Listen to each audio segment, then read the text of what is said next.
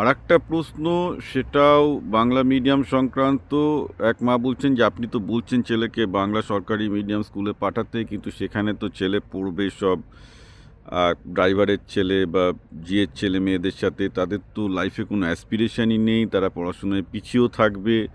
তা আপনার কি মনে হয় না তাতে আমার ছেলের ক্ষতি হবে বা আমার মেয়ের ক্ষতি হবে? কারণ তার সেই মানে তাদের যে বন্ধুবান্ধব হবে তাদের তো সেই আশাটাই নাই যে সে বড় হবে, রাইট? তো সেটা তো একটা খুব রিস্ক হয়ে যাচ্ছে। আমি বলবো, দেখুন, আমার নিজের অভিজ্ঞতা হচ্ছে করিমপুরে আমি যখন বড় হয়েছি, সব আমার বন্ধুবান্ধবদের 90% 95%-এরই বাবা মায়ের ছিল সব, মানে বাবাদের ছিল সব দোকান। তো আমাদের কারোর এইসব মানে কেউ ডাক্তার ইঞ্জিনিয়ার হওয়ার ইচ্ছা ছিল বলে তো আমার বন্ধুদের মধ্যে দেখিনি। সব বাবার দোকানে বসবে এটুকুই ছিল হচ্ছে ইচ্ছা আর কি।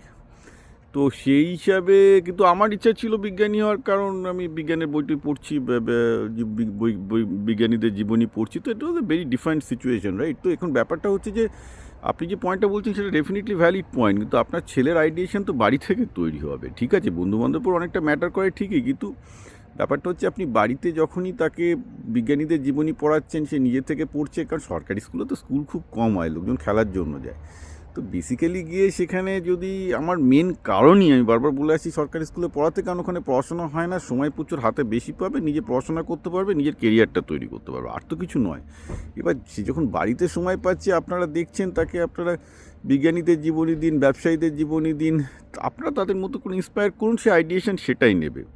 তো ন্যাচারালি লোকে আইডিয়েশনের একটা বড় অংশই বাড়ি থেকে পায়। বাড়ি থেকে বাবা মা তার মানে কী চাইছে বা কী হচ্ছে। আমার বাড়িতে প্রচুর বিজ্ঞানীদের বই আসতো, পড়তাম।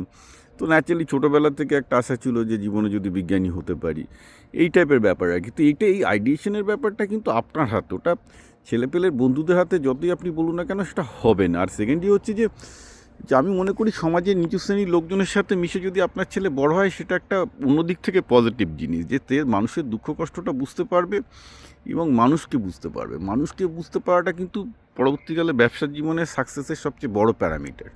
এটা যারা ব্যবসায়ী তারা সবাই আমার সাথে স্বীকার করবে, বলবেও। এবং সাধারণ মানুষকে না বুঝলে কিন্তু আপনার ছেলে ব্যবসায় সফল হবে না। ওই ইংলিশ মিডিয়ামে থাকলে চিরকাল ওই ম্যানেজার ক্লাসে থেকে যাবে, ব্যবসায়ী ক্লাস হওয়াটা খুব মুশকিল আছে জীবনে।